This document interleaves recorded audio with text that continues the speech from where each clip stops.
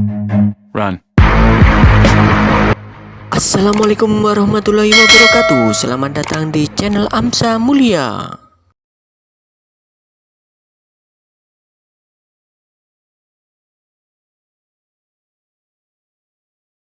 Bismillahirrahmanirrahim. Alhamdulillahi rabbil alamin. Allahumma salli wa sallim ala sayyidina Muhammadin miftahi babi rahmatillah adada ma fi ilmillah salatan wa salaman daimaini bidawami mulkillah wa ala alihi wa sahbihi. Allahumma salli ala sayyidina Muhammadin salatan taftahu biha lana futuhal arifin wa tufaqihuna biha fid din wa ala alihi wa sahbihi. Allahumma salli ala sayyidina Muhammadin ghina'i faqri wa hayati ruhi wa sururi qalbi wa najati fid dunya wal akhirah. Allahumma salli ala sayyidina Muhammadin wa ala ali sayyidina Muhammadin kama sallaita ala sayyidina Ibrahim wa ala ali sayyidina Ibrahim wa barik ala sayyidina Muhammadin wa ala ali sayyidina Muhammadin kama barakta ala sayyidina Ibrahim wa ala ali sayyidina Ibrahim fil alamin innaka Hamidum Majid. Assalamualaikum warahmatullahi wabarakatuh. Pertama-tama mari masing-masing bersihkan hatinya dulu. Bersihkan niatnya. Jangan berbangga-bangga dengan dirinya, jangan berbangga-bangga dengan golongannya, jangan berbangga-bangga dengan jumlahnya, jangan muncul ujub. Ini kalau lihat gini kemudian ada ujub dikit saja hancur pahalanya. Merasa punya sesuatu dikit saja hancur pahalanya. Yang di atas panggung maupun yang di bawah semua sama, gak ada yang beda. Semua adalah hambanya Allah subhanahu wa ta'ala. Jangan sampai yang di atas panggung merasa lebih mulia daripada yang di bawah, dan yang di bawah merasa lebih mulia daripada yang di atas. Semuanya adalah sama di mata Allah subhanahu wa ta'ala. Yang membedakan cuman satu, niyatikum, niat kalian semua. Siapa yang niatnya baik, maka dia akan mendapatkan limpahan kebaikan. Semakin baik, semakin bagus, semakin besar niatnya, maka dia akan mendapatkan semakin banyak kebaikan dari Allah subhanahu wa ta'ala. Karena itu Rasul mengingatkan, innamal a'malu binniyat. Sesungguhnya amal itu tergantung daripada niatnya. Dan ingatlah, pemimpin dunia dan pemimpin akhirat adalah baginda Muhammad sallallahu alaihi wasallam. Karena itu jangan jadikan siapapun sebagai pemimpin, tapi jadikanlah pemimpin kita adalah baginda Muhammad sallallahu alaihi wasallam. Imam kita adalah Rasulullah, panutan kita adalah Rasulullah, suri teladan kita adalah Rasulullah, pemberi syafaat kita, juru selamat kita, Syafi'ul A'zam adalah Nabiuna Muhammad sallallahu alaihi wasallam.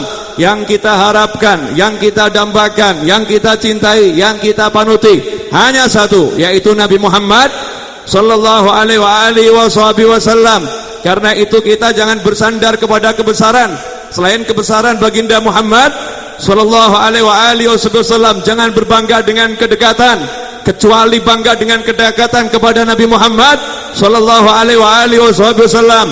Jangan bangga dengan pujian kecuali kalau pujian itu datangnya dari baginda Muhammad sallallahu alaihi wasallam. Bersihkan hati Anda, bersihkan hati saya, bersihkan hati kita, bersihkan hati semuanya. Ayo kembali, hatinya lihat Allah, jangan noleh kepada siapapun.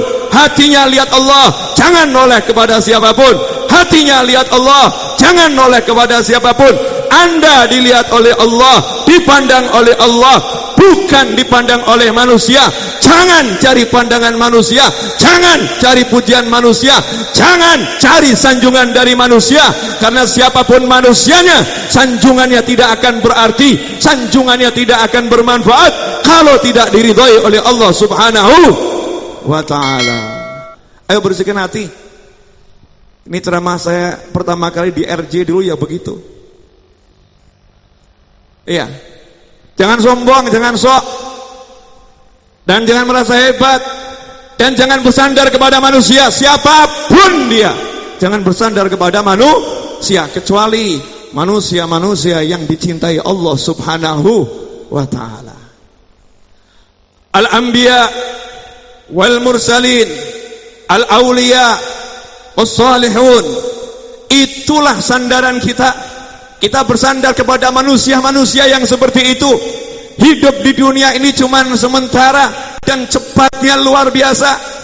60 sampai 70 tahun, itu panutan kita yang bersabda, Baginda Muhammad SAW, umur umatku di antara 60 sampai 70 tahun, dan dicontohkan oleh Allah Ta'ala, kekasih Allah yang paling dicintai Allah, yang paling disayang Allah, yang paling dimuliakan Allah, yang paling diagungkan oleh Allah, yang Allah sebutkan wa innaka la'ala khuluqin azim, dan pujian-pujian lain dalam Al-Quran, langsung kalamullah. Beliau pun meninggal usia 63 tahun. Sebentar, dunia ini sebentar. Terus kita mau minta tolong sama siapa? Kita akan pindah nih dari dunia menuju akhirat, dari atas bumi menuju dalam bumi, menuju perut bumi. Mau bersandar pada jabatan itu cuma sementara, lebih pendek sekali dari umur kita. Umur mungkin 60-70, tapi kalau jabatan sebentarnya luar biasa. Mau bersandar kepada pangkat kita, pada ilmu kita, pada kekayaan kita, apapun yang diberikan manusia sifatnya sementara dan mudah berganti-ganti. Mungkin hari ini dicintai, besok dibenci. Mungkin hari ini dibenci, besok dicintai. Mungkin hari ini diangkat, besok bisa dicopot. Itu udah biasa dalam kehidupan. Hari ini kaya, besok miskin. Hari ini bahagia, besok sengsara. Hari ini sehat, naudzubillah min dzalik, besok jadi sakit luar biasa. Ini dunia. Makanya dunia ini enggak enak. Sebentar kita akan dipindahkan sama Allah dari dunia. Karena sayangnya Allah kepada kita, enggak boleh lama-lama di dunia. Dunia ini enggak enak hambaku. Dunia ini tempat kotor hambaku. Gak usah lama-lama di sini. Berbekal, segera kembali kepadaku. Irji'i ila rabbiki radiyatan mardiyah. Pulang kepada Tuhan kamu, kepada yang menjaga kamu, kepada yang melihara kamu, radiyatan mardiyah, yang senang pulangnya, yang ikhlas, yang ridha. Jangan pergi meninggalkan dunia dengan berat hati, gak mau pergi dari dunia. Ini gambaran orang-orang yang dipilih Allah, para aulia wassolihin. Dirinya sama sekali tidak ngebut-ngebutin dunia. Pangkatnya hilang gak jadi masalah, jabatannya hilang gak jadi masalah, hartanya hilang gak jadi masalah, kekayaannya hilang gak jadi masalah, teman-temannya hilang gak jadi masalah. Yang penting Allahnya gak hilang, yang penting akhiratnya gak hilang. Zaman sekarang kita ini berbalik, Allahnya hilang gak masalah, yang penting hartanya jangan sampai hilang, transaksinya jangan sampai gagal, temannya jangan sampai menyingkir. A'udzubillah min dzalik. Betul tak betul? Betul tak betul? Nah, terus yang menolong kita siapa? Allah dan orang-orang yang dicintai Allah, yang diizinkan oleh Allah untuk menolong. Siapa mereka? Ada 3 kelompok yang terbesar. Rasul bersabda SAW, yashfa'u yaumal qiyamah thalath, atau kama qala SAW. Kelak di hari kiamat ada 3 kelompok manusia yang diizinkan oleh Allah Ta'ala memberikan pertolongan. Yang pertama al-anbiya. Yang pertama al-anbiya, dan Nabi yang paling hebat syafaatnya, yang paling hebat pertolongannya, alhamdulillah, Nabi kita Muhammad SAW. Nabi yang paling top syafaatnya adalah baginda Muhammad Sallallahu alaihi wasallam. Itu yang pertama. Yang kedua, tsummal ulama. Ulama ini nanti bisa ngasih pertolongan. Nah, ini dikit kita bahas nih. Ulama. Nah, namanya ulama itu bukan pakai peci atau pakai kopiah atau pakai songkok. Ya, pakai celana panjang atau pakai sarung. Bukan itu ulama. Ulama itu bukan yang pandai ngasih fatwa. Yang pandai ngasih fatwa belum tentu ulama. Yang pandai menjawab belum tentu ulama. Kita lihat justru ulama-ulama besar seperti Imam Syafi'i rahimahullah, ditanya 70 soal, beliau menjawab cuma 1-2, yang lain jawabannya saya enggak tahu, saya enggak tahu, saya enggak tahu, saya enggak tahu. Imam Syafi'i ini rahimahullah ditanya 70 soal, yang lain enggak tahu, enggak tahu, enggak tahu, yang tahu dijawab, yang enggak tahu enggak dijawab. Dari 70 yang dijawab tahu kalau nggak salah 1 atau 2, yang lain mengatakan nggak tahu. Bukan nggak tahu, tapi hati-hati luar biasa itu ulama. Lantas siapa ulama? Al ulama warathatul anbiya. Para ulama itu yang bisa mewarisi nabi, yang bisa mewarisi nabi, yang akan dapat warisannya Nabi Muhammad SAW. Nggak sembarangan loh nih, warisannya nabi dia dapat. Nabi enggak mewariskan harta, enggak mewariskan apa-apa. Yang diwariskan maqam, darajah, derajat nubuwah ini diwariskan ke ulama. Dan derajat nubuwah itu al-ilm, adalah ilmu. Ilmu inilah yang diwariskan oleh Nabi kepada para ulama. Lantas siapa yang dimaksud oleh para ulama? Jangan nanya kepada saya, tanya kepada Allah Ta'ala. Allah telah mendefinisikan siapa itu ulama. Innama yakhshallaha min ibadihil ulama.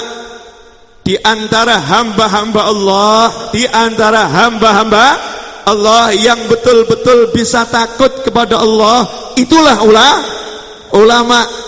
Jadi ulama itu bukan sekedar punya ilmu, bukan sekedar pandai berbicara. Banyak ulama yang enggak bisa bicara, tetapi di sisi Allah dia namanya alim, namanya golongan ulama. Tapi banyak orang-orang yang pandai berbicara, naudzubillah min dzalik, di sisi Allah bukan dari kelompok para ulama. Ulama itu adalah yang takut kepada Allah, bukan takut kepada manusia.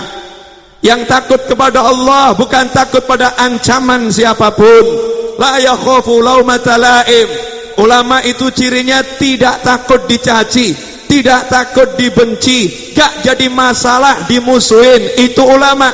Meskipun ulama tidak akan cari musuh, ulama tidak akan cari orang yang membenci, ulama tidak akan cari orang yang tidak menyukai. Tetapi sudah menjadi sunnatullah, siapa yang menyampaikan kebenaran, siapa yang menyampaikan yang hak, pasti musuhnya banyak. Jangankan manusia biasa seperti kita, manusia yang paling sempurna yang udah dijuluki oleh masyarakatnya. Coba lihat julukan Nabi Muhammad SAW. Kanjeng Nabi sebelum menunjukkan la ilaha illallah Muhammadur Rasulullah SAW, sebelum menyampaikan 2 kalimat tauhid, tauhidur Rasul, tauhidullah sama tauhidur Rasul, la ilaha illallah, syahadat Allah dan syahadat Rasul, la ilaha illallah Muhammadun Rasulullah. Sebelum Rasulullah menyampaikan itu orang-orang Mekah kalau ditanya siapa orang yang paling baik, Muhammad SAW. Siapa orang yang paling jujur, Muhammad SAW. Siapa orang yang paling bisa dipercaya, Muhammad Sallallahu Alaihi Wasallam. Siapa orang yang paling hebat, Muhammad Sallallahu Alaihi Wasallam. Tapi begitu Rasulullah menyampaikan sembahlah Allah, tidak ada Tuhan kecuali Allah, aku ini adalah utusan Allah. Maka ditanya itu orang Mekah, siapa orang yang paling pendusta? Muhammad. Siapa orang yang tidak bisa dipercaya? Muhammad. Siapa itu Muhammad SAW? Tukang sihir. Siapa itu Muhammad? Yang memecah belah persatuan, itu Muhammad. Yang mengadu domba, itu Muhammad. Yang membuat onar, itu Muhammad. Yang membuat keributan, itu Muhammad Sallallahu Alaihi Wasallam. Begitu menyampaikan kebenaran, maka semua yang gak suka teriak, dialah pembuat onar, dialah yang mecah belah masyarakat, Dialah yang menghapuskan Tuhan-Tuhan kita. Dialah yang tidak bisa dipercaya. Begitulah sunatullah. Kalau manusia yang sebelumnya dipercaya, begitu menyampaikan kebenaran menjadi dibenci, apalagi kita.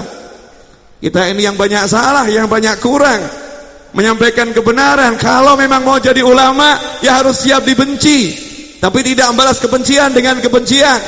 Jadi ulama siap dicaci, tapi tidak membalas cacian dengan cacian. Jadi ulama siap dimusuhin, tapi enggak membalas permusuhan dengan permusuhan. Para ulama dilemparin batu, jawabannya adalah doa keselamatan. Para ulama dicaci maki, jawabannya adalah tangisan di tengah malam. Al-Habib Ali bin Muhammad bin Husain Al-Habsyi, itu contoh ulama yang ngarang Maulid Simtud Durar tuh. Anda semua ini kan keliling safari Maulid Simtud Durar. Jawa Timur ini bisa dikatakan maulidnya Simtud Durar. Pasuruan semua itu muridnya Habib Ali bin Muhammad bin Husain Al-Habsyi. Nanti saya akan terangkan hubungan beliau dengan Mbah Hasyim Asy'ari. Zaman sekarang banyak orang yang lupa kepada guru-gurunya, banyak orang yang lupa kepada para habaib, banyak orang yang udah tidak mau dekat-dekat lagi kepada ulama dari kelompok habaib, banyak yang merasa alim, banyak yang merasa hebat, lupa kepada leluhurnya, lupa kepada jalannya yang benar.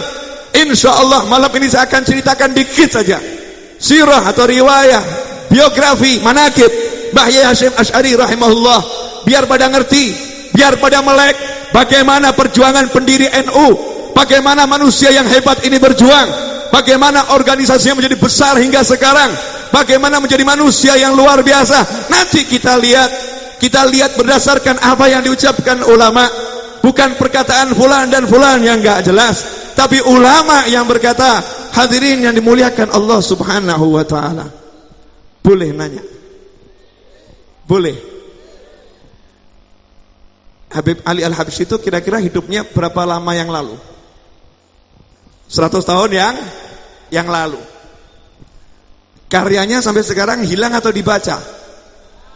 Dibaca. Pernah beliau ke Indonesia? Secara zahir, physically, jasad dan ruh belum pernah ke Indonesia, betul? Tapi jangan salah, 2 putra beliau wafatnya di Indonesia.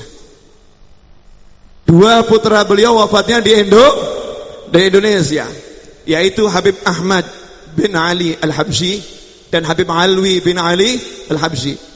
Kalau Habib Alwi insyaallah semua orang tahu makamnya di Masjid Riyadh, ayahanda Habib Anis, betul kan? Habib Ahmad kakaknya Habib Alwi di mana? Di Solo juga makamnya. Di mana? Pemakaman Tipes. Pemakaman yang lama tuh di Tipes sana. Di situ ada Habib Ahmad bin Ali Al-Habsyi, kakak daripada Habib Alwi, sahib anaknya Sahibil Maulid Simtud Durar.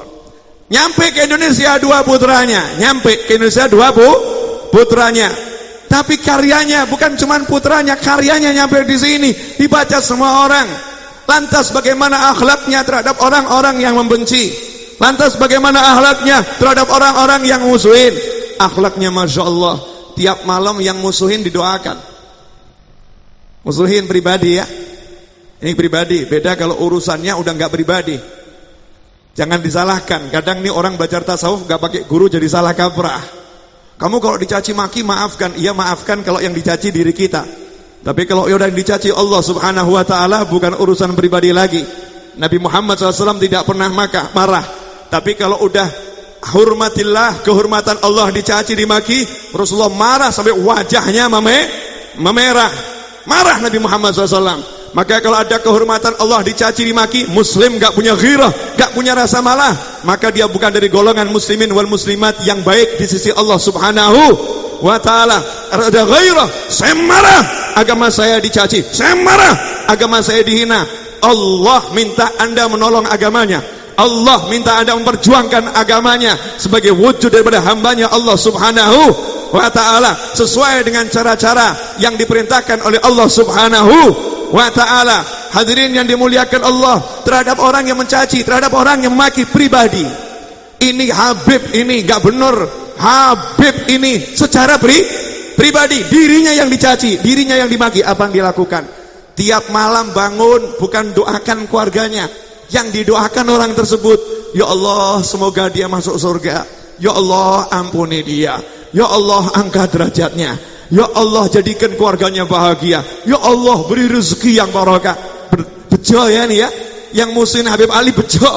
Dapat doanya Habib Ali. Maka saat itu istrinya Habib Ali nanya, wahai suamiku, orang lain kamu doakan seperti itu, padahal orang itu musuhin kamu. Lah kok saya nggak disebut-sebut? Saya ini istrimu, kenapa nggak disebut-sebut? Maka Habib Ali menjawab, kamu istriku nggak perlu disebut dengan lisan, karena lisan belum bergerak, hati sudah menyebut duluan. Romantis ya. Makanya istri itu kadang nggak perlu diumum-umumkan, diketahui orang, cukup ada dalam hati cintanya, maksudnya ya. Cintanya ada dalam hati. Lah beginilah Habib Ali Al-Habsyi, salah satu contoh manusia yang akhlaknya luar biasa. Hadirin yang dimuliakan Allah. Sedikit saya akan bicara tentang Mbah Hasyim Asy'ari. Karena saya prihatin. Sekarang banyak santri yang enggak mengerti kehormatan keluarga Nabi Muhammad SAW. Banyak umat Islam yang enggak mengerti kehormatan keluarga Nabi Muhammad SAW. Saya udah hampir 2 minggu nih di Riyadhul Jannah, keliling Riyadhul Jannah, ceramahnya bab ini saja saya. Enggak bab yang lain. Karena saya enggak mau RJ dirusak, baik pengurusnya maupun pengikutnya. Jadi kalau pengurus RJ enggak cinta habaib, ini udah berarti rusak. Kalau jamaah RJ enggak cinta habaib sudah rusak, apalagi milih-milih. Kalau Habib itu saya suka, yang itu saya enggak suka, udah rusak itu. Itu udah menyalahi lagu wajibnya RJ. RJ ini punya lagu wajib, betul atau betul? Lagu wajib ini wajib dinyanyikan, gak boleh diganti-ganti, betul atau betul? Kenapa lagu wajib ini dinyanyikan? Biar semuanya yang ngurusin maupun yang diurusin ngerti. Makanya kalau ngurusin RJ gak cinta habaib, keluar saja, gak usah ngurusin RJ, nanti dapat bala dari Allah Subhanahu wa ta'ala. Jadi pengikut RJ gak mau cinta habaib, keluar saja, cari yang lain. Jangan kotor-kotori Riyadhul Jannah. Karena ini majelis maulid, majelis cinta Nabi, majelis cinta sahabat, majelis cinta keluarga Nabi, majelis cinta aulia, majelis cinta orang yang soleh. Yang nggak mau, nggak usah di sini. Berarti dunia yang dicari. Kalau udah nggak mau sama sahabat, nggak mau sama keluarga Nabi, nggak mau sama para wali, nggak mau, berarti ada kepentingan dunia dalam hatinya. Nggak ada barokah majelisnya. Gak ada barokah orangnya, sandarannya kepada yang lain, bukan kepada orang-orang yang dicintai Allah Subhanahu wa ta'ala. Gimana lagu wajibnya, coba dinyanyikan? Apal enggak? Hah?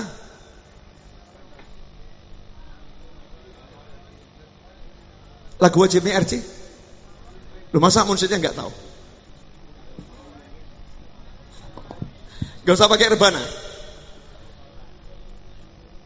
Ahlu baitil Stop. Salawatnya dulu. Ya Rasulullah salamun alaik ya rafi'a syani wad daraji. Ya Rasulullah salamun alaik ya rafi'a syani wad daraji. عطفة يا جيرة العالم يا أهيل الجود والكرم. Semuanya. Ya Rasulullah. Semua. Ya. Yang di panggung, yang di bawah, jangan ada lidah yang enggak sholawat. Ya Rasulullah.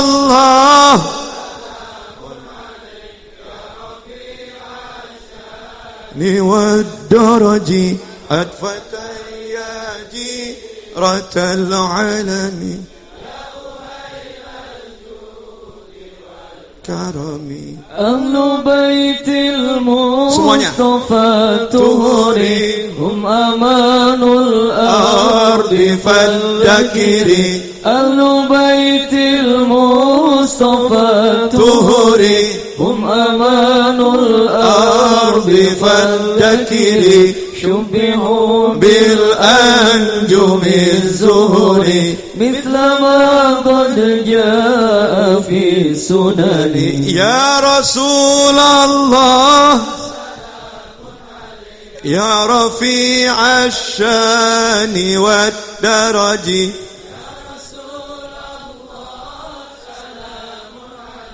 يا رفيع الشان والدرج عطفة يا جيرة العالم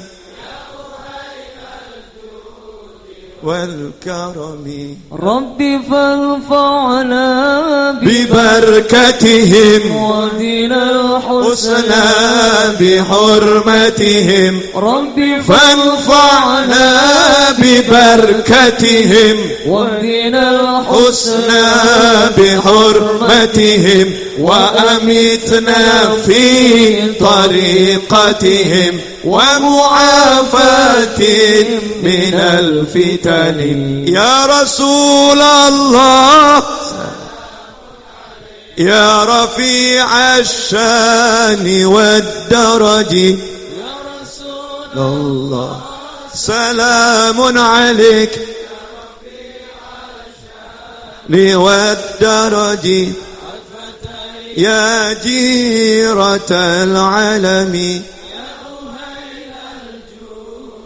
والكرم. Dah. Jadi malam ini pengajiannya bab ini saja. Setuju? Oh, dinyanyikan terus, nanti kalau enggak tahu maksudnya kan ya man. Ini Gus Rohim tuh enggak sembarangan, Allah yarhamu nih, bapaknya beliau nih. Semoga anaknya bisa jadi lebih dari bapaknya. Dan tidak sedikit pun langkahnya geser dari langkahnya bapaknya. Bapaknya pecinta habaib, mudah-mudahan anaknya lebih cinta sama habaib. Dan mudah-mudahan sebagian bapaknya enggak milih-milih Habib yang suka ya dicintai, Habib yang kurang suka ya dicintai. Mudah-mudahan anaknya juga seperti itu. Enggak bisa-bisakan nih Habib ini, Habib itu, pokoknya semua Habib cucu Nabi. Semua Habib cucu Nabi. Urusannya nanti sama Nabi sendiri. Kita berbuat baik kepada siapapun, orang biasa ya. Orang biasa kita kasih salam, assalamualaikum, dia jawabnya begitu ya. Jangan khawatir, Allah yang jawab. Allah yang jawab, malaikat yang jawab, dapatnya justru lah lebih. Nanti kalau jenengan nyopo Habib kok Habibnya enggak perhatian, jangan khawatir, kakeknya Habib itu pasti perhatian. Kakeknya Habib itu pasti akan lihat jenengan. Makanya muamalah sama habaib jangan lihat Habibnya, lihat siapa? Kakeknya. Sebagai birrul kepada Rasul SAW, bekti kepada Kanjeng Nabi Muhammad SAW. Dulu para kiai ngajari anaknya begitu, ngajari muridnya begitu. Sebelum mengajarkan Al-Quran, sebelum mengajarkan fikih, sebelum mengajarkan tasawuf, sebelum mengajarkan tafsir, sebelum mengajarkan sirah, para kiai mengajarkan santri-santrinya, mengajarkan murid-muridnya cinta kepada Nabi Muhammad SAW dan cinta kepada keluarga Nabi Muhammad SAW. Nih bangsa ini, bangsa yang saya cintai ini, bangsa yang kakek-kakek saya itu jadi nyawanya melayang di negeri ini demi kemerdekaan. Berapa banyak darah habaib tercecerkan demi merdekanya Indonesia. Baca itu sejarah. Berapa banyak habaib yang mati demi NKRI. Para habaib adalah para pejuang, mereka adalah para pahlawan, mereka orang-orang yang mulia, mereka orang-orang yang gak takut apapun, mereka orang-orang yang gak butuh apapun. Jangan lupakan jasa mereka. Diingatkan nih sama lagu Ahlu Baitil Mustafa Tuhri hum amanul ardi faddakiri. Dah diingatkan tiap maulid di RJ, gak inget-inget. Katanya lagu, bukan saya. Para umat Islam dimanapun mereka berada, kalian siapapun ingat-ingat. Ingat Ahlul Baitil Mustafa Tuhri, keluarganya Nabi Muhammad SAW, Rasul yang terpilih. Keluarga beliau orang-orang yang suci, keluarga beliau orang-orang yang mulia. Hum amanul ardi faddakiri, mereka adalah yang menyebabkan bumi ini menjadi aman. Bumi ini menjadi aman kalau mereka itu ada di bumi ini. Karena wujudnya mereka, adanya mereka, bumi ini aman. Mestinya udah gempa 20 skala Richter di kampung itu, kok ada Habib nggak jadi itu. Betul. Mestinya udah porak-poranda di kampung itu, kok ada Habib nggak jadi itu. Ada bempernya, dikurangin sama Allah tekanannya, suhunya dikurangin. Demo 4 November, jutaan umat Islam di Jakarta semua takut. Tapi yang mimpin seorang Habib selamat itu demonya. Luar biasa. Coba kalau yang mimpin yang lain udah hancur tuh negeri. Yang mimpin habaib, yang mimpin para kiai pencinta para habaib, maka yang berdemo diajak sholawatan indah. Saya nggak asal ngomong karena saya hadir di situ. Saya ikut mendengarkan. Saya lihat, masya Allah, semua bersolawat. Tola al badru alaina, ya Nabi salam alaika. Indahnya luar biasa. Kenapa? Karena di situ ada Habib. Di situ ada kiai yang mencintai para habaib. Di situ ada para santri yang mencintai para habaib. Di situ ada anggota TNI yang mencintai habaib. Di situ ada polisi yang mencintai habaib. Banyak pecinta habaib berkumpul jadi satu. Aman nih negeri. Makanya kalau bangsa ini mau aman, kampung kita mau aman, kota kita mau aman, jangan jauhi habaib. Jangan musuhin anak cucu Nabi. Jangan jauh-jauh dari keluarga Rasulullah SAW. Begitu keluarga Rasulullah dijauhkan, disingkirkan, dimusuhin, tunggu saja. Tunggu saja, saatnya akan tiba. Bukan manusia yang bekerja, tapi langit yang bekerja. Mau tatanan seperti apapun, kita kerja sehebat apapun, kita usaha sehebat apapun, kita enggak menghargai Habib, enggak menghargai ulama, enggak menghargai kiai, tunggu saatnya ini. 3 kelompok manusia, al-anbiya beserta keturunannya, al-ulama beserta keturunannya, baru thumma syuhada. 3 kelompok ini yang bisa memberikan syafaat, yang bisa nolong. Jadi kalau udah Habibnya nggak dihargain, nanti jenengan punya kiai-kiainya nggak dihargain, tunggu saja, bangsa ini akan gonjang-ganjing, bangsa ini akan buruk, bangsa ini akan rusak. Kenapa? Masyarakatnya nggak hormat kepada orang-orang yang dicintai Allah Subhanahu wa ta'ala. Alhamdulillah itu belum terjadi, dan semoga tidak pernah terjadi. Semoga nggak pernah. Makanya saya salut sama Panglima TNI. Kumpulkan ulama, diajak semuanya istighotsah. Saya lihat acara bersama Habib Umar tuh live di YouTube. Tuh Panglima TNI duduknya aja hormat, pakai peci putih. Kemudian cium tangan Habib Umar, masya Allah. Panglima cium tangannya Habib. Gak lihat pangkatnya. Ini guru saya, ini saya murid, cium tangan. Beliau mengatakan sendiri, saya cuman kopi paste. Hadir di sebuah acara, teman saya banyak. Hadir sebuah acara, duduk di belakang. Panglima TNI ini duduk di belakang, gak ke depan, gak maju ke depan. Saya Panglima TNI, enggak, duduk di belakang. Tahu tempatnya penuh, duduk di belakang. Gak ada orang yang ngerti kalau di situ ada Panglima TNI. Untungnya ada satu jamaah yang lihat. Ini ada satu murid santri yang lihat, tuh itu Pak Gatot nih, Panglima kita ini. Maka diajak langsung ke depan. Bapak bukan di tempatnya Pak, Bapak di depan ini. Bapak harus ke depan. Masya Allah, dekat dengan para ulama. Kalau sudah orang itu mau dekat ulama, siapapun orangnya, mau pengusaha, mau pejabat, maupun penjahat. Ya, mau pengusaha, pejabat, maupun penjahat, mau dekat ulama, selamat. Mau bukti? Mau bukti? Halo. Ini kalimat gak enak ya. Yang terakhir, penjahat mau dekat ulama, selamat. Mau bukti? Mau bukti enggak? Nanti dulu. Itu bagian akhir. Kalau dikeluarkan sekarang habis bahan ceramahnya. Itu bagian akhir. Coba kita lihat nih. Dari dulu orang diajarin cinta sama habaib. Itu pelajaran wajib. Jadi kalau sekarang ada ustadz, ada ulama ngajarin Anda nggak cinta sama Habib, udah tinggalkan, ganti ustadz yang lain. Banyak ustadz. Agak bodoh nggak apa-apa. Bodoh tapi cinta Habib tuh pinter. Pinter nggak cinta Habib berarti bodoh. Gampang loh. Loh nggak enak yang ngomong Habib, nggak enak toh. Mosok Habib ngomong begini. Lah karena yang lain nggak mau ngomong, yang lain nggak mau jelasin. Ini wajib dijelaskan. Hubbul ansar minal iman. Cinta sahabat Ansar itu bagian daripada iman. Cinta Ansar bagian daripada iman. Sahabat Ansar loh ya, bagian daripada iman. Nah, kalau cinta sahabat Rasul katakan bagian daripada iman, dan benci kepada sahabat Ansor itu kemunafikan, lantas bagaimana dengan yang cinta kepada Nabi, cinta kepada keluarga Nabi? Kira-kira bagian dari iman atau bukan? Lah kalau tidak mau mengajak orang cinta keluarga Nabi, ini ciri orang-orang munafik.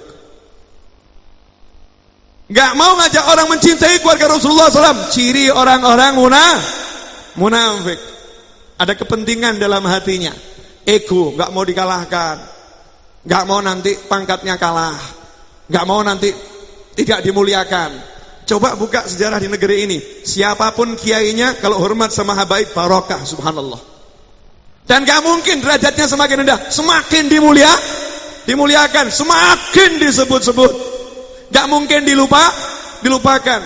Kenapa? Karena sifatnya anak cucu Rasulullah SAW tidak pernah pengen menonjolkan diri, dan tidak pernah pengen melupakan jasa orang lain, dan tidak pernah pengen muliakan, tidak pernah pengen dihormati. Makan yo bareng, tidur yo seadanya. Tuh contoh tuh Habib tuh di pojok tuh. Tuh Habib kena angin jatuh tuh. Itu kalau di Malang kedinginan beliau tuh ya. Masya Allah tuh Habib. Gak minta saya Habib cium-cium, enggak. Kadang orang gak paham juga, disenggol, diempet-empet, gak jadi masalah. Biasa. Habib Rahman nih, Habib nih, Habib Rahman nih. Coba bentuknya seperti ini. Ya kan? Ini mimpin RJ loh, jamaahnya segini loh. Gak pernah mengatakan, saya salah satu pimpinan RJ, beri saya tempat. Gak ada.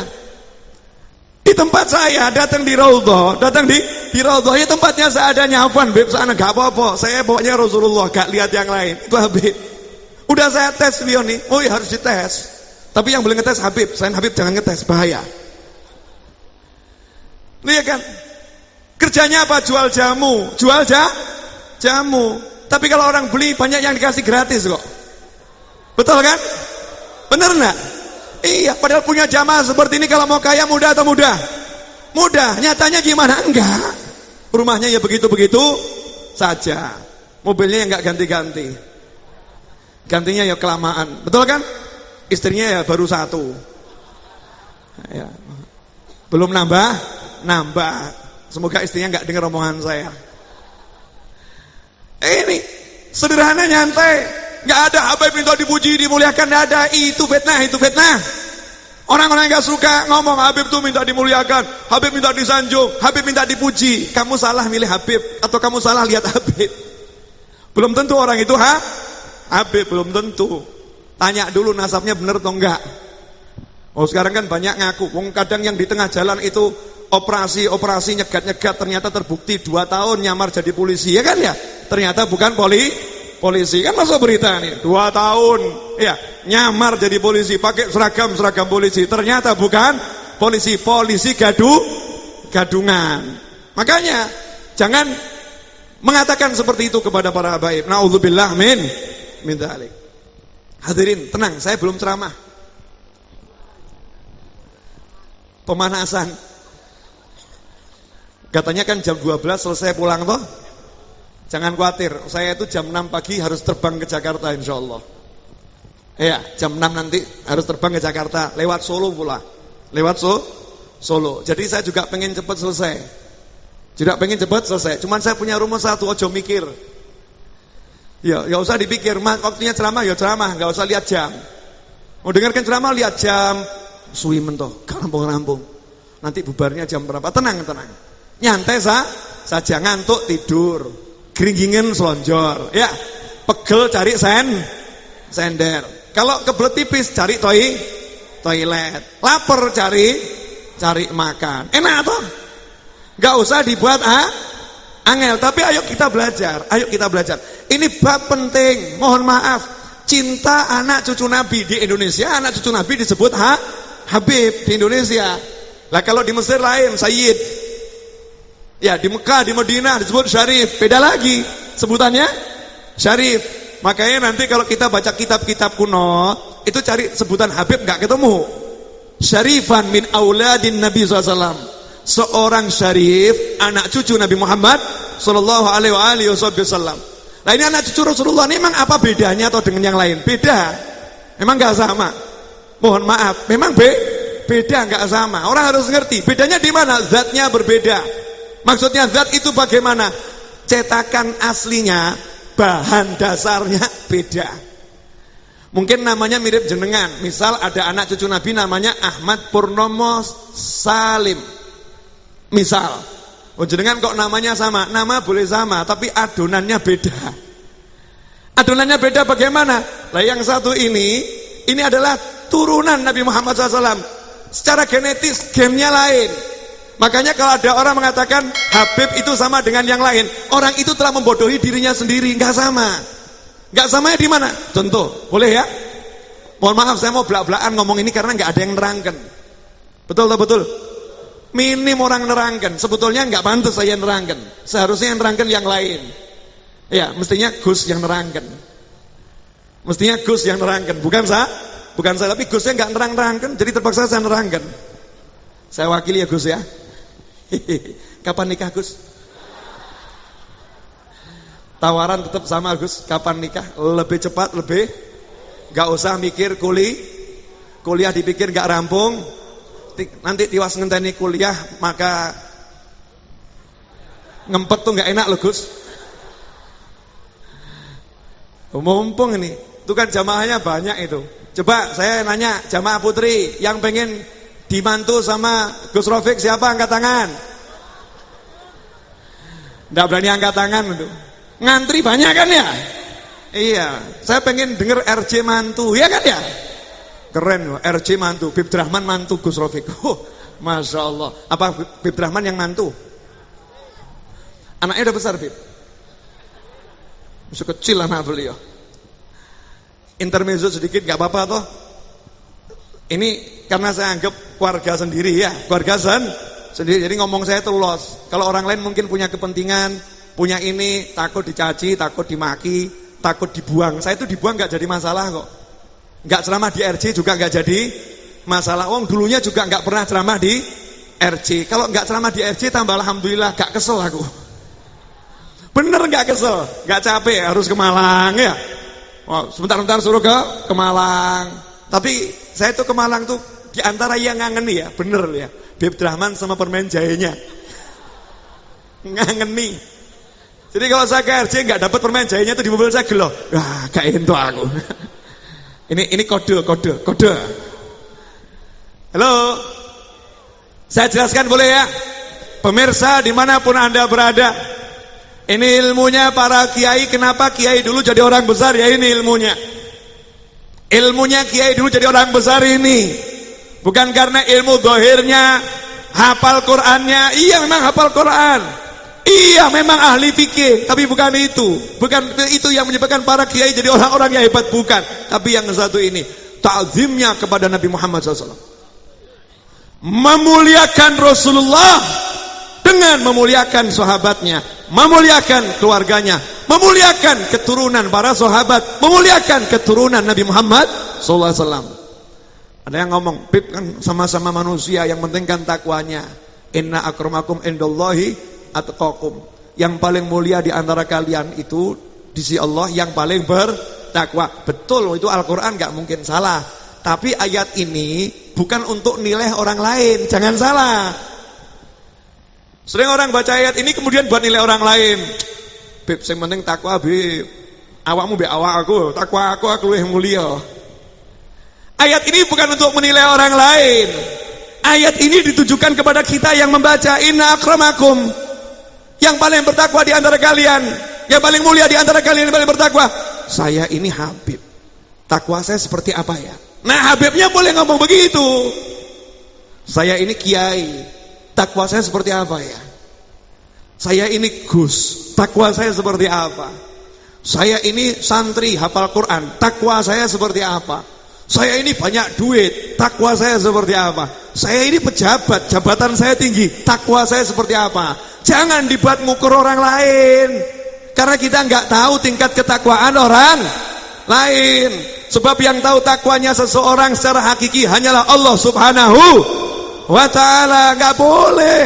Lawang ada sahabat yang mabuk dihukum cambuk, sahabat yang lain marah melaknat. Nabi marah kok, la tal'anu, kamu jangan laknat dia. Saya tahu hatinya mencintai Allah dan Rasulnya. Saya tahu hatinya mencintai Allah dan Rasulnya. Kita nggak ngerti tingkat ketakwaan seorang, yang tahu hanya Allah. Tapi kalau diri kita sendiri kan kita bisa ngukur. Oh iya, sholatku kok cek kayak ngono. Oh iya, puasa saya masih seperti ini. Nah tapi kalau ketakwaannya udah kemuliaan yang kelihatan, kan ada hadits-hadits yang menjelaskan. Rasul menjelaskan, Rasul mengatakan keluarganya adalah pengaman muka bumi ini seperti bintang-bintang yang menjadi pengaman langit. Yang di langit, malaikat dan sebagainya itu yang ngamankan, itu ada bintang-bintang tuh. Itu menyebabkan pengaman. Gak tahu maksudnya bagaimana, hanya Allah dan Rasulnya dan orang-orang diberi pemahaman yang paham. Tapi di muka bumi ini yang menjadi pengamannya bukan apa-apa, anak cucu Nabi Muhammad sallallahu alaihi wasallam. Contoh, halo, siapa yang punya perkutut coba angkat tangan. Udah nggak usah angkat tangan. Itu orang yang punya kutut, itu ada lomba kutut, betul kan? Lomba kutut, bahkan ada juara nasional kutut.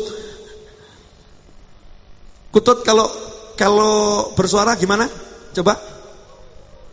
Oh, mirip. Saya nggak mau niru kan, sebab nggak mirip. Itu kutut itu yang suaranya macam-macam itu dilombakan. Yang suaranya merdu jadi juara. Juara. Begitu jadi juara, saya mau nanya, harganya sama enggak dengan yang lain? Sama enggak dengan yang lain? Beda. Kenapa beda?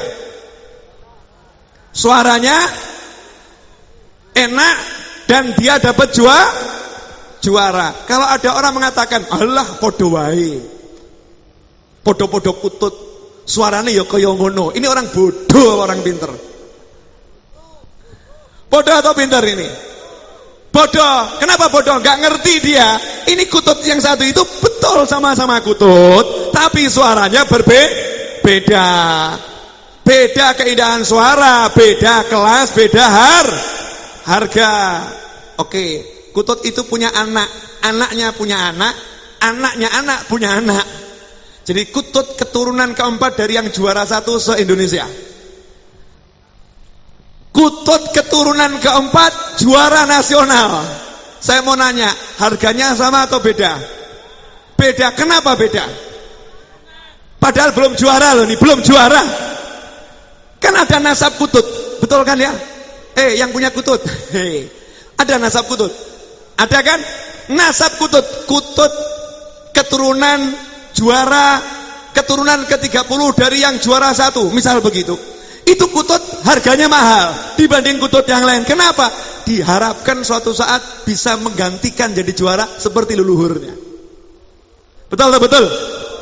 Padahal suaranya belum terbukti, terbukti. Tapi secara genetis, ini kutut ini memang punya darah juara.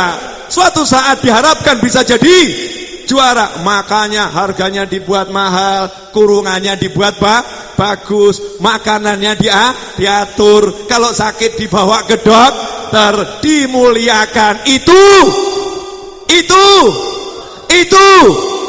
Nah, kalau ada manusia muliakan kutut sampai seperti itu kan wajar toh ya. Karena dia seneng suaranya. Sekarang saya mau nanya, jenengan manusia atau bukan manusia? Halo. Jenengan manusia atau bukan manusia? Manusia. Ada seorang kiai. Nah, ada Habib yang tinggal di pesantren kiai tersebut. Cucu Nabi. Cucu yang ke-37, keturunan ke-37. Kiainya nih kelihatan hormat, ngeladeni, ngelayani, padahal Habibnya beling. Kita tanya sama santri-santrinya, "Yai, kenapa sih kok jenengan merendah-rendah sama orang yang seperti ini? Lawang polahnya seperti ini, tingkahnya seperti ini, ngajinya aja belum baik. Kenapa jenengan muliakan? Sementara kami yang ngajinya bagus, yang kami taat, kenapa kok biasa-biasa saja?" Jawabannya, kakeknya juara satu inter alam semesta. Kakeknya ini juara satu inter alam semesta. Saya berharap cucunya ini bisa jadi juara seperti kakeknya. Makanya saya ladeni. Ini kiai genah atau enggak genah? Genah atau enggak genah? Lah kalau ada orang bilang kiainya enggak genah, yang enggak genah siapa? Yang bilang. Dan jenengan mau ikut yang mana? Pertanyaan saya, mau ikut yang mana? Mau ikut yang mana? Yang genah. Mohon maaf ya, ini gamblang atau enggak gamblang? Gamblang atau enggak gamblang? Lah kita ini butuh enggak sama anak cucu Nabi? Islam ini butuh. Karena darah Nabi ada di situ. Kalau mengatakan darah enggak ada manfaatnya, naudzubillah min dzalik. Ini akidah yang bejat kalau sampai mengatakan darahnya Rasul enggak ada manfaatnya, kalau perilakunya enggak benar, kualik. Kalau darah itu mesti manfaat, kalau perilaku bisa berubah-ubah. Betul kan? Hari ini baik, besok bisa jadi bejat. Hari ini bejat, besok bisa jadi baik. Tapi kalau darah gak bisa dirubah. Jangan bisa rubah golongan darah? Gak bisa. Makanya kalau kita buka di Al-Quran, ini contoh biar melek. Maksud saya apa? Ayo kembali kepada jalannya kiai-kiai dulu, jalannya ulama-ulama dulu, bergandengan tangan dengan semua anak cucu Nabi Muhammad SAW. Gak ada yang menyombongkan diri sama anak cucu Nabi. Walaupun ilmunya jauh lebih tinggi, tetap merendahkan diri. Dan itu bukti ketinggian ilmunya. Man tawadhu'a rafa'ahullah. Siapa merendahkan diri, Allah angkat derajatnya. Semakin hebat, dia akan semakin tidak mau merasa punya sesuatu. Jadi ukurannya gampang. Kalau ada ulama, siapapun ulamanya, kok merasa lebih hebat dari manusia yang lain, siapapun manusianya, apalagi itu cucu Nabi, berarti dia bukan ulama yang benar. Ada salah, salah, sesuatu yang salah dan salahnya fatal. Salahnya fatal. Saya janji nanti akan terangkan Mbah Hasyim Asy'ari ya. Ingatkan saya ya. Saya udah bawa laptop saya itu. Biar saya nggak salah kutip. Karena ini di lingkungan pesantren Lirboyo. Saya berapa kali ceramah di sini dan saya punya hubungan dengan santri-santrinya. Ya, saya punya hubungan dengan santri-santrinya di sini. Tempatnya ilmu. Saya pengen ini para santri ngerti nih. Kalau denger nih di pesantren ya, para santri biar ngerti nih ilmu yang satu ini. Terutama nih warga NU harus tahu. Pengurus NU harus ngerti sejarahnya guru besarnya Mbah Hasyim Asy'ari rahimahullah bagaimana. Harus ngerti dengan benar-benar ngerti. Bukan cuma tahu loh. Kalau tahu itu banyak, ngerti itu ya niru. Itu namanya ngerti. Ngerti itu niru. Kalau cuma tahu, oh saya tahu. Kalau ngerti itu udah masuk, udah makan, udah duduk ya. Anda pernah ke warung itu? Oh saya tahu. Belum. Oh ngerti itu rasanya begini, enak. Oh itu yang layani orangnya fulan. Ini ngerti bener ini. Ini ngerti benar. Hadirin yang dimuliakan Allah Ta'ala. Coba lihat di Al-Quran. Semua yang saya sampaikan udah pernah saya sampaikan, tapi saya pengen semuanya merenung. Di Al-Quran Allah kirim Nabi Musa dan Nabi Khadir alaihi masalam. Musa wa Khadir alaihi masalam, dua Nabi Allah. Ya, ada sebagian ulama mengatakan Khadir bukan Nabi. Sebagian ulama. Kalau bukan Nabi, Nabi dengan wali. Lebih keren kan? Kalau Nabi berarti dua Nabi. Diutus Allah khusus untuk apa? Membetulkan sebuah rumah. Rumah yang rumahnya udah mau roboh, padahal warga satu desa itu dimintai makan sama dua nabi, sekedar minta makan buat nyambung nyawa, nggak ada yang mau ngasih makan, diketok satu persatu nggak mau ngasih makan, sampai udah kelaparan pol, capek, lemes, lihat ada rumah mau roboh, Nabi Khidir mengatakan, yuk kita bangun rumah ini kembali, yuk kita betulkan rumah ini. Nabi Musa kan protes. Ini orang ini pelit semua, kenapa harus dibantu? Artinya orang pelit itu nggak dibantu nggak jadi masalah. Kalau Imam Ghazali sampai mengatakan orang pelit itu digunjing nggak dosa. Maka jenengan kalau pengen digunjing silahkan pelit. Ya digunjing tapi nggak berdosa.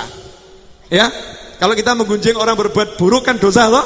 Tapi kalau menggunjing al-bakhil itu nggak dosa. Makanya ada kitab namanya Hikayatul Bukhala. Kisahnya orang-orang pelit. Itu lengkap disebutkan nama dan binnya siapa, anaknya siapa. Disebutkan Fulan bin Fulan al-Bakhil, Fulan bin Fulan al-Bakhil, Fulan bin Fulan al-Bakhil. Kotanya di mana disebutkan. Nanti kalau kita buat kitab di Indonesia, kisah orang-orang pelit di Indonesia, repot. Nanti dimasukkan pencemaran nama baik. Ya, pencemaran nama baik, repot. Jangan. Ini kitab orang-orang dulu ya, Hikayatul bukhala. Kisah orang-orang pelit boleh dirasani karena jeleknya pelit luar biasa. Tapi ternyata Nabi Khidir saat itu tahu ini tempatnya orang-orang pelit, ya justru dibantu. Pelitnya nggak dilihat. Kenapa? Jawabannya kana abuhuma sholihah. Ini miliknya anak yatim. Bapaknya nggak dijelaskan loh, anak yatimnya ini kondisinya bagaimana. Sak desa pelit. Nah, anak yatim ini bagaimana kan nggak dijelaskan. Nah, yang dijelaskan apa? Kana abuhuma sholihah. Anak yatim ini dua-dua. Ayahnya pangkat yang ketujuh. Kakeknya, kakek yang ketujuh. Fulan bin Fulan bin Fulan bin Fulan bin Fulan bin Fulan bin Fulan bin Fulan. Kakeknya yang ketujuh hamba Allah yang soleh. Hamba Allah yang soleh. Ini cucunya dapat manfaat dari hubungan darah, bukan karena amal cucunya. Dari hubungan darah sampai dikirimkan yang namanya dua nabi untuk membantu betulkan rumahnya. Makanya hubungan darah dengan Rasulullah itu ada manfaatnya, bukan tidak ada manfaatnya. Hadirin yang dimuliakan Allah Subhanahu wa taala. Halo.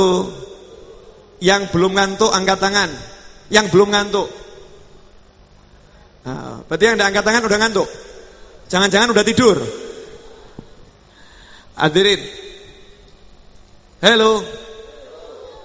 Dilanjut atau udah cukup? Boleh lihat jam dulu. Setengah 12 lewat 8 menit. Saya udah bicara 1 jam.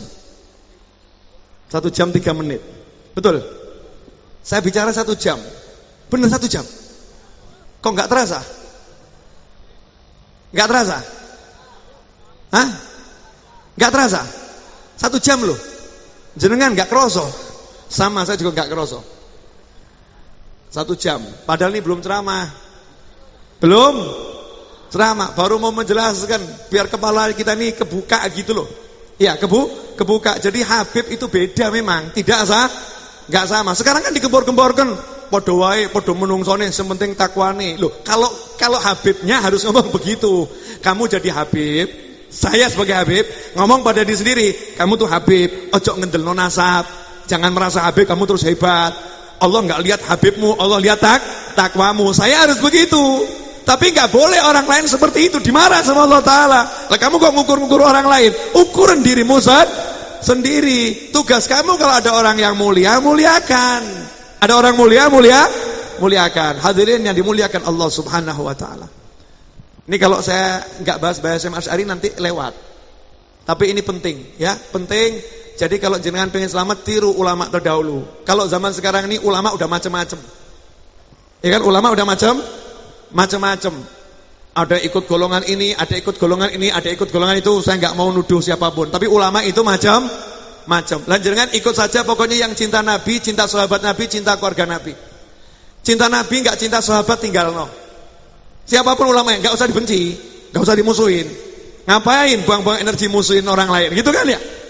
Oh dia nggak cinta sama sahabat, ya udah saya nggak cocok, selesai, minggir aja.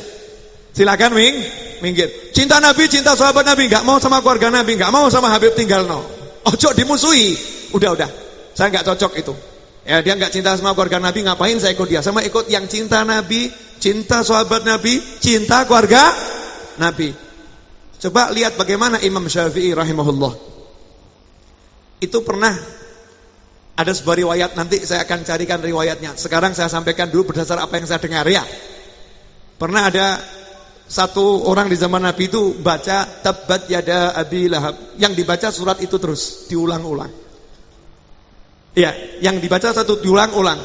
Maka salah satu keluarga Nabi SAW melapor kepada Rasulullah. Lapor pada Rasulullah. Ini kok yang dibaca Tabbat yada terus. Abu Lahab kan tempatnya di neraka ya. Dan ini wahyunya Allah Ta'ala. Ini wahyunya Allah. Maka Rasul naik mimbar. Rasul naik mimbar ceramah ya. Di antaranya apa, nggak ada ayat, nggak ada surat yang lain.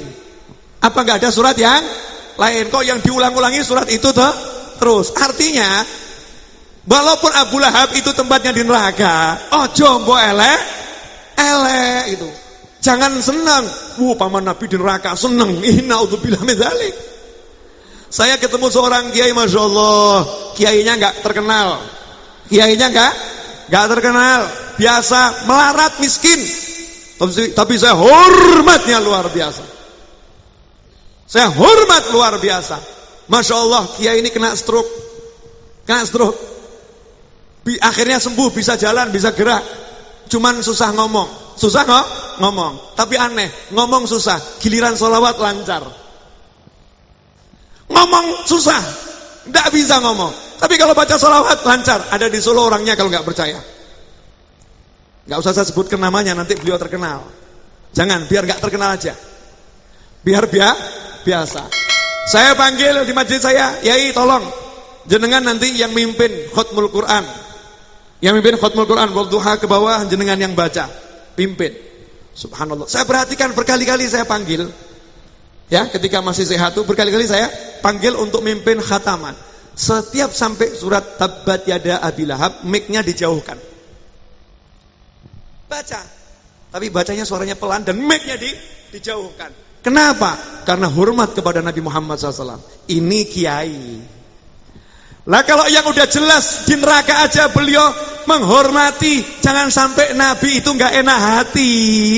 Lah kinten-kinten bagaimana perlakuannya terhadap yang jelas di surga, keluarga Nabi yang jelas di surga, atau kepada turunan Rasulullah yang muslim.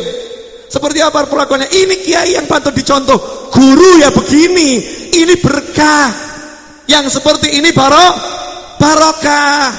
Kalau udah umpah-umpahan merasa lebih hebat, merasa lebih pintar, walaupun ilmunya segunung. Saya itu kalau ketemu orang ilmunya segunung merendahkan orang lain. Tak tinggal gak butuh ilmu nih aku. Karena syarat ilmu itu, syaratnya ilmu, semakin ada ilmu dia semakin menunduk. Itu ilmu.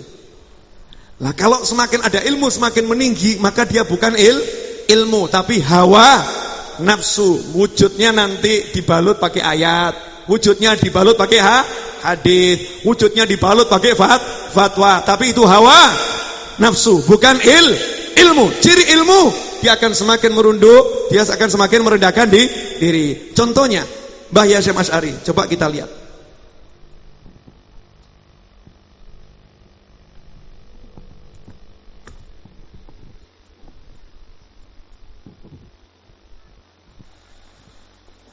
Ini saya ambilkan dari kitab Tasniful Asma. Kitab Tasniful Asma. Ini laptop ya, bukan kitab. Ya, dalam kitab Tasniful Asma karya Syekh Yasin Al-Faddani. Syekh Yasin Al-Faddani, Syekh Yasin orang Padang. Tapi guru besar nih di tanah Arab, guru besar di Mesir. Diakuin Syekh Yasin Al-Faddani. Dalam kitabnya Tasniful Asma, ketika membahas huruf harful ha, ulama-ulama yang namanya diawali dengan huruf ha, di halaman 704 jilid 2 halaman 704 dituliskan Hasyim Asy'ari Al-Jumbani. Hasyim Asy'ari Al-Jumbani dari Jombang. Ini ulama yang ke-311 yang disebutkan oleh Syekh Yasin Al-Faddani. Hasyim wa yuqalu Muhammad Hasyim. Namanya Hasyim, terkadang dipanggil Muhammad Hasyim Asy'ari Al-Allamah Ad-Da'i ilallah Al-Mujahid. Al-Allamah, orang yang sangat berilmu, Ad-Da'i, dan dakwah kemana-mana, Al-Mujahid. Ini yang harus digarisbawahi. Mbah Hasyim Asy'ari itu pahlawan. Beliau adalah seorang mujahid yang berjihad melawan orang-orang kafir yang dahulu menguasai negeri ini. Betul. Nah, itu Mbah Hasyim Asy'ari. Makanya kita orang NU ini ya harus berjuang betul-betul. Harus berjuang betul meniru Mbah Hasyim Asy'ari. Apa itu? Al-Allamah, satu alim, yang kedua dai, suka dakwah, yang ketiga mujahid, berjuang dengan sungguh-sungguh untuk menghapuskan segala bentuk hal-hal yang tidak diridhoi oleh Allah Ta'ala dari negeri yang kita cintai ini. Dari negeri yang kita cintai ini. Syekhul Ulama Indonesia. Syekhul Ulama Indonesia. Beliau adalah gurunya para ulama Indonesia. Al-Jumbani, yang tinggal di kota Jombang. Wulida bi qaryah min qura Jumban bi Jawa Syarqiyah bi Indonesia. Tahun 1282 lahir 1282 di salah satu desa di sekitar Jombang yang letaknya di Jawa Timur. Kana waliduhu minal mustaghilina bil ilm. Ayahnya termasuk orang yang sibuk dengan ilmu. Ayahnya termasuk orang yang sibuk dengan ilmu. Ansha'a ma'hadan ilmiyan fi Jawa Syarqiyah. Ayahnya mendirikan pesantren ilmu, tempat untuk mencari ilmu di Jawa Timur. Akhadal mutarjamul Qur'anul Karim wal fiqha wan nahwa was sarf an Syekh Khalil bin Abdul Latif Al-Bangkalani. Sedangkan Mbah Yai Hasyim Asy'ari, beliau itu mengambil ilmu Al-Quran, ilmu fikih, ilmu nahwu, ilmu saraf dari gurunya yang paling utama, yaitu Mbah Yai Khalil Al-Bangkalani, Khalil bin Abdul Latif Al-Bangkalani. Thumma safar. Nah, setelah belajar kepada beliau, Mbah Yai Hasyim Asy'ari itu melakukan perjalanan untuk mencari ilmu. Udah dihabisin ilmu di kampungnya, di negaranya, ya, nyampe ketemu ulama banyak, berangkat ke Mekah. Thumma safar ila Makkah al-Mukarramah sanah 1308. Beliau berangkat ke Mekah. Haitsu jawara limuddah 6 sanawat. Selama 6 tahun tinggal di sana. Dan di situ wabiha akhadha an Syekh Mahfud bin Abdullah At-Tirmasi. Belajar daripada Syekh Mahfud Termas pada tahun yang wafatnya tahun 1338. Wa huwa umdatu fi ulama Makkah al-Mukarramah. Di Makkah al-Mukarramah yang menjadi rujukannya Mbah Yai Hasyim Asy'ari adalah Syekh Mahfud bin Abdullah At-Tirmasi. Kemudian kama annahu lazama sayyid, dan beliau itu, ya ini yang perlu digarisbawahi ini biar ngerti. Beliau itu guru utamanya di Mekah, yang menjadi pedomannya adalah guru dari Termas, Mbah Yai Mahfud bin Abdullah At-Tirmasi. Bukan cuma itu, kama lazama, sebagaimana beliau juga tekun tidak pernah meninggalkan, selalu aktif. Lazama itu nggak pernah pisah, nggak pernah tinggal, istiqomah, selalu istiqomah. Lazama Sayyid Alwi bin Ahmad As-Segaf, tekun belajar kepada Sayyid ini julukan untuk Habib Alwi bin Ahmad As-Segaf. Habib Alwi bin Ahmad As-Segaf itu iparnya Sohibil Maulid Simtudurar. Kemudian Habib Alwi ini merupakan Nagi Musadah, pemimpinnya anak cucu Nabi yang ada di Mekah. Wa Sayyid Husain bin Muhammad Al-Habsyi Al-Mufti. Dan beliau belajar juga tidak pernah meninggalkan belajar berguru kepada Husain bin Muhammad Al-Habsyi. Habib Husain bin Muhammad Al-Habsyi adalah kakeknya Habib Ali Al-Habsyi, Sohibil Maulid Simtudurar, yang merupakan mufti Mekah di masa itu. Qara'a alaihima fil haram asy-syarif wa fi manzilihima. Mbah Yai Hasyim Asy'ari membaca berbagai macam kitab. Orang dulu itu kalau berguru bukan datang pengajian, membacakan kitab sampai hatam. Dan selama tinggal di Mekah itu tiap hari belajar kepada Habib Alwi bin Ahmad As-Segaf dan Habib Husain bin Muhammad Al-Habsyi di Masjidil Haram. Bahkan gak cukup di Masjidil Haram, sampai di rumahnya pun diparani, belajar ke rumah beliau berdua. Kemudian walahu masyayikh akharun min Makkah al-Mukarramah. Selain dua Habib ini dan selain Mbah Termas, Mbah Yai Mahfud Termas, beliau juga punya guru-guru lain di Makkah al-Mukarramah. Siapakah di antaranya? Wal wafidina lil hajj wa ziyarah, dan juga ulama-ulama yang kebetulan datang waktu itu untuk ibadah haji maupun ziarah ke Mekah, ke Madinah Al-Munawwarah. Di antaranya minhum Al-Habib Ahmad bin Hasan Al-Attas. Di antara guru beliau adalah Habib Ahmad bin Hasan Al-Attas. Habib Ahmad bin Hasan Al-Attas ini ulama dari Hadramut yang hidupnya sezaman dengan Habib Ali bin Muhammad bin Husain Al-Habsyi. Wa Sayyid Abu Bakar Atha, dan belajar kepada Sayyid Abu Bakar Atha. Wa Syekh Saleh Bafadal, dan belajar juga kepada Syekh Saleh Bafadal. Wa Syekh Rahmatullah bin Khalil Al-Hindi, dan belajar juga kepada Syekh Rahmatullah bin Khalil Al-Hindi, sahib Idharul Haq, pengarang kitab Idharul Haq. Wa Syekh Muhammad Abid bin Husain Al-Maliki Al-Mufti wa ghairihim, dan ulama-ulama yang lain. Kalau saya bacakan terus sampai jam 1 nanti.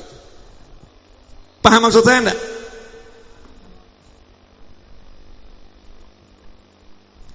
Paham maksud saya enggak kira-kira? Paham enggak? Apa yang dipahami? Kalau dilihat jumlah gurunya, itu kita lihat 2 guru utama beliau selama di Mekah Al-Mukarramah. 2 guru utama beliau adalah tokoh habaib di masa itu di Mekah Al-Mukarramah, yaitu Habib Alwi bin Ahmad Az-Zegaf dan Habib Husain bin Muhammad Al-Habsyi. Buktinya saya akan ceritakan nih biar orang ngerti bagaimana orang dulu menghargai habaib, bagaimana orang dulu menjalin hubungan dengan para habaib, bagaimana kiai hubungannya dengan para habaib, biar ngerti. Bayi Hasyim Asy'ari itu saya dengar langsung dari Habib Anis Al-Habsyi. Ya, Habib Anis bin Alwi bin Ali bin Muhammad bin Husain Al-Habsyi, dari keluarganya Habib Ali, dari keluarganya Habib Husain bin Muhammad tadi yang mufti itu. Habib Anis mengatakan, dulu waktu saya masih kecil, Mbah Yai Hasyim Asy'ari itu dari Jombang berangkat ke Solo nemui ayah saya. Naik dokar. Bayangkan Jombang Solo naik dokar itu kira-kira bagaimana? Jenengan mau? Mau RJ aja dari Malang ke Solo naik motor udah capek kok. Naik motor capek, ini naik dokar. Dari Jombang ke Solo naik dokar. Apa yang dilakukan? Enggak ngomong apa-apa, cuman cari Habib Alwi, ayahnya Habib Anis. Cari ayahnya Habib Anis untuk ngomong apa? Bib, saya ini muridnya Pak D jenengan. Saya ini muridnya Pak D jenengan. Karena cintanya sama gurunya, ponaannya ada di Solo, dari Jombang diparani. Dari Jombang diparani dan merendahkan diri. Beb, saya ini ponaannya. Ini ilmunya luar biasa nih. Mbah Hasyim Asy'ari ilmunya luar biasa. Beliau rendahkan diri. Beb, saya ini muridnya Pak D jenengan. Memperkenalkan diri dan membanggakan gurunya. Enggak dihilang-hilang no. Itu yang menyebabkan barokah.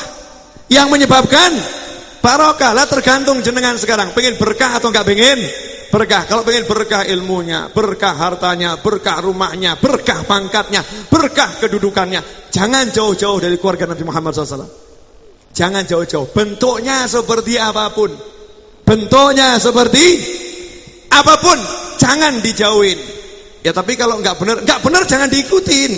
Tapi jangan dicaci, dirangkul, dinasihatin. Kita dakwah sama orang kan begitu. Orang enggak benar enggak boleh dicaci, enggak boleh dimaki, dideketin, dinasihatin. Saudara muslim kan harus begitu kan? Enggak boleh saudara muslim dicaci dan dihina. Aibnya harus ditutup. Kan begitu sikapnya. Apalagi kalau itu cucu Nabi Muhammad sallallahu alaihi wasallam. Terakhir jam 12:10. Betul? Kurang 5. Terakhir.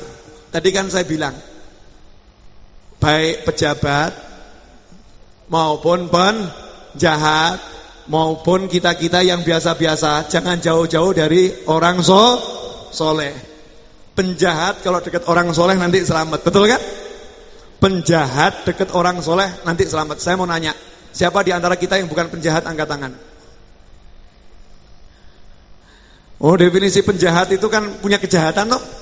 Ayo, kejahatan mata punya enggak? Kejahatan mata kita punya enggak? Kejahatan lidah punya enggak? Kejahatan tangan, mungkin ada yang punya kejahatan tangan, banyak macam-macam kan kejahatan tangan, kejahatan kaki, kejahatan perut, kejahatan mulut. Banyak kejahatan ini. Kita suka lihat orang lain mencuri, kejahatannya cuma satu, ngambil harta orang. Iya, kita mungkin lihat orang lain punya kejahatan fulan, tapi kalau kita ini kejahatannya sangat banyak. Orang jahat kalau mau dekat sama orang soleh, kita ini yang buruk, mau dekat sama orang soleh, insya Allah selamat. Al-Kisah disebutkan, ada sebuah kisah penutup ini, biar nanti pulang jadi semangat kumpul orang soleh ya. Biar nggak usah ngadain apa-apa, kumpul orang soleh. Nanti terkait demo tanggal 2 Desember saya akan ngomong sesuatu, dengarkan dengan baik ya, insya Allah. Jadi begini, ada satu orang soleh lewat padang pasir. Di Bani Israel. Orang soleh tadi karena nggak bawa bekal air, airnya habis, kehausan, terkapar. Kehausan terkapar, udah hampir mati. Penjahat nomor 1 Bani Israel lewat. Gembong preman Bani Israel. Preman nasional ini. Bukan preman kampung, preman Bani Israel. Preman nasional lewat. Kok dilihat, lu ono yai geletak. Ini orang soleh yang terkenal di Bani Israel kok geletak mau mati. Dilihat kok tidak ada air. Nah ini gembong preman ini bawa air, air. Mikir dia, ini air kalau tak kasihkan yainya hidup. Insya Allah hidup selamat. Tapi saya mati. Saya mati karena saya tahu nih di sana nggak ada sumber air lagi. Di sana nggak ada sumber air lagi. Seperti pom bensin loh, nggak ada pom bensin lagi. Ngerti bener. Jadi kalau saya kasihkan pasti mati. Tapi kata gembong preman ini, kalau dia yang mati, rugi orang yang tinggal di muka bumi. Kalau dia ini mati, orang soleh ini mati, yang di muka bumi rugi. Kalau saya yang mati, banyak yang senang. Kalau saya mati, banyak yang senang. Ya udahlah, biar dia hidup, saya mati nggak jadi masalah. Dipercikkan, sadar, dikasih minum. Dikasih minum. Terus sisanya dibawakan. Monggo yai buat bekal perjalanan. Lah kamu nggak usah pikirin saya, nggak jadi masalah. Berangkat ini. Di tengah jalan kehausan, kehabisan air, mati. Mati.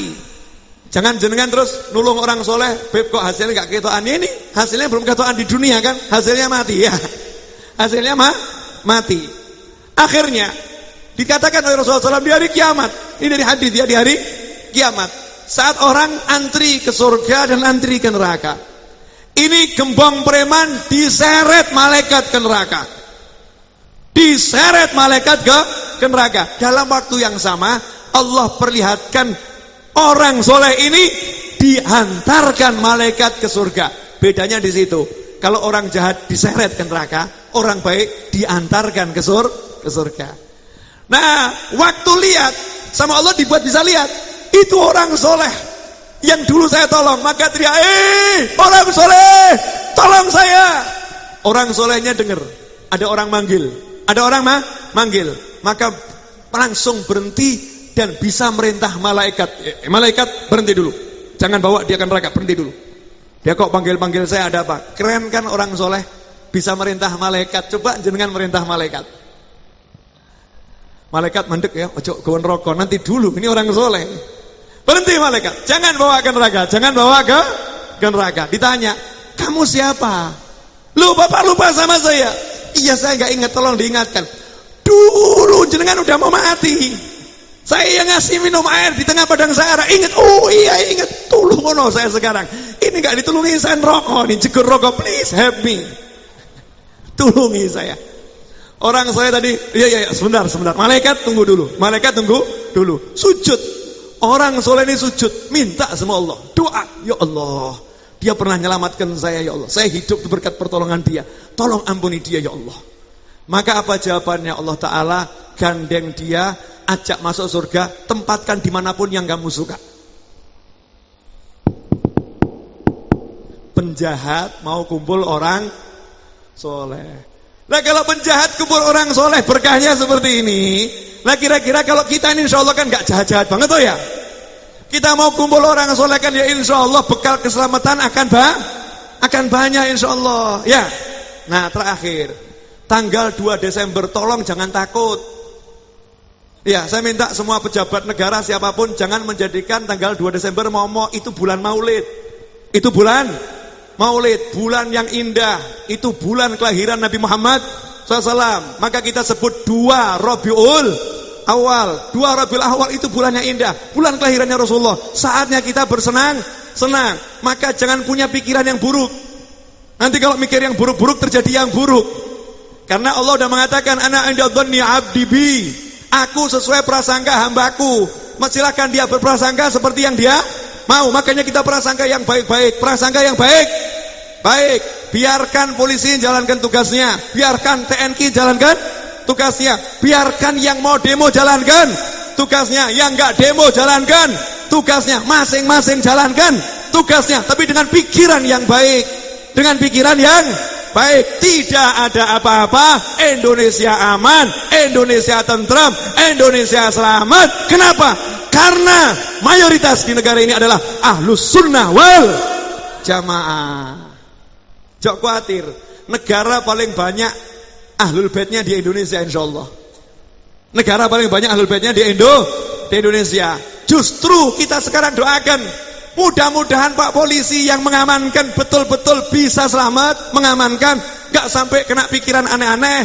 Siapapun yang demo betul-betul bisa demo dengan niatan yang sesuai undang-undang, menuntut keadilan dengan cara yang sudah disampaikan, super damai, gak ada aneh.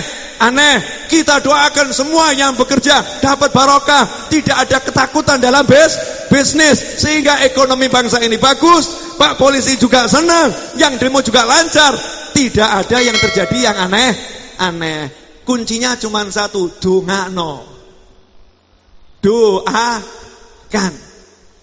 doakan itu, biar nanti tanggal 2 Rabiul Awal di Indonesia ini nggak terjadi kecuali yang baik, yang baik. Justru tambahan doa untuk seluruh bangsa. Sekarang ini alhamdulillah loh, saya belum pernah lihat Indonesia digerakkan berdoa seperti bulan ini. Bulan November ini Indonesia full doa. Saya salut dengan Panglima TNI, betul-betul salut saya. Beliau bisa sebagai Panglima nggak merintahkan macam-macam, seluruh jajarannya diperintahkan istighotsah, ya kan? Istighotsah di bagian sini, istighotsah di sana. Karena tahu kuncinya adalah minta pertolongan kepada Allah Subhanahu wa taala. Jadi jangan mikir aneh. Paham? Setuju? Jangan mikir aneh. Beb, yang mau demo bagaimana? Hak warga negara, biarin. Jangan dipikirin aneh. Yang nggak mau demo, yang nggak apa-apa. Jangan salahkan. Lah yang disalahkan yang nggak Jumatan, itu yang salah. Yang salah yang tidak Jumatan, nggak ada uldur, nggak ada apa-apa, nggak mau Jumatan, keliaran di jalan. Lah itu dosanya luar biasa. Kalau orang masih mau Jumatan, bagus. Ya, Jumatan bagus, zikir bagus, doa bagus. Nanti kalau ada begini, urusannya polisi, biar mengatur dengan caranya polisi. Saya yakin polisi punya pegangan sendiri, jadi nggak usah salahkan. TNI saya yakin punya pegangan sendiri yang bagus, nggak usah salahkan. Masyarakat nggak usah heboh, nggak usah bingung. Kesian nih masyarakat, pada heboh, pada bingung, ada yang was-was, ada yang takut, ada yang neratap dan lain sebagainya. Naudzubillah min dzalik. Jangan sampai hari itu dikotori dengan pikiran apa-apa. Itu Jumat pertama bulan Maulid adalah Jumat yang mulianya luar biasa. Hei umat Islam, sadarlah, itu bulan Maulid, bulan yang mulia. Jangan dikotori dengan pikiran apapun. Dan ingat, terakhir ya, mohon maaf, yang mengamankan polisnya muslim atau bukan muslim? Mayoritas muslim. TNI yang mengamankan muslim atau bukan muslim? Muslim. Yang demo muslim atau bukan muslim? Muslim. Jenengan muslim atau bukan muslim?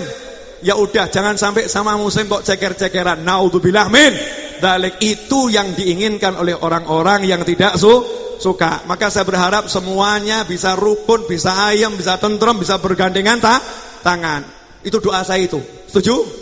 Nah, terakhir jangan lupa buat teman-teman RJ yang kebetulan dekat Solo, pas main Jumat 16 Desember, 16 Rabiul Awal, malam 17 Rabiul Awal, itu adalah acara Maulid Akbar Majelis Ar-Raudhah. Jam 8 malam sampai jam setengah 11 insyaallah selesai. Door prize-nya yang pertama uang tunai 10 juta, yang kedua uang tunai 5 juta, yang ketiga uang tunai 2,5 juta, dan ada door prize yang lain. Yang berminat hadir silahkan. Jangan khawatir. Raudhah sama RJ kata Gus Rohim sama. Raudhah adalah RJ adalah Raudhah. Jadi kok jenengan ke Raudhah ya ke RJ juga ke Raudhah. Enggak jadi masalah. Ya, yang bisa, yang selo, yang dekat silahkan ikut bergabung. Bergabung di Jalan Dewi Hutan nomor 112. Mari kita baca Fatihah dengan niat semoga Allah Ta'ala jadikan hari-hari ini dan seterusnya hari yang baik untuk seluruh umat Islam. Semoga Allah jadikan bangsa ini aman, ayam, tenteram. Allah jadikan para ulamanya saling mencintai, saling mengasihi dan tidak ada permusuhan. Allah jadikan seluruh pejabatnya jadi baik dan tidak ada permusuhan dengan siapapun. Allah jadikan semua yang bertugas TNI, Polri bisa terus dapat keselamatan dalam menjalankan tugasnya, dan setelah tunai tugasnya semuanya selamat di dunia ini dan selamat di akhirat nanti. Dan semoga Allah Ta'ala jadikan semua yang hadir pada malam hari ini pulang ke rumahnya masing-masing dengan selamat, bawa rahmat, bawa berkat, dan bawa rezeki yang berlipat-lipat. Dan semoga rezeki itu langgeng ke anak cucu sampai hari kiamat, dan semuanya diakhiri dengan selamat. Al-Hadiniyah Al-Fatihah. Bismillahirrahmanirrahim. Alhamdulillahirabbil alamin arrahmanirrahim maliki yaumiddin. Iyyaka na'budu wa iyyaka nasta'in ihdinas siratal mustaqim siratal ladzina an'amta 'alaihim ghairil maghdubi 'alaihim waladdallin. Amin. Yang berminat buku saya yang terbaru judulnya Kangen. Isinya kisah-kisah tentang cintanya sahabat kepada Rasul.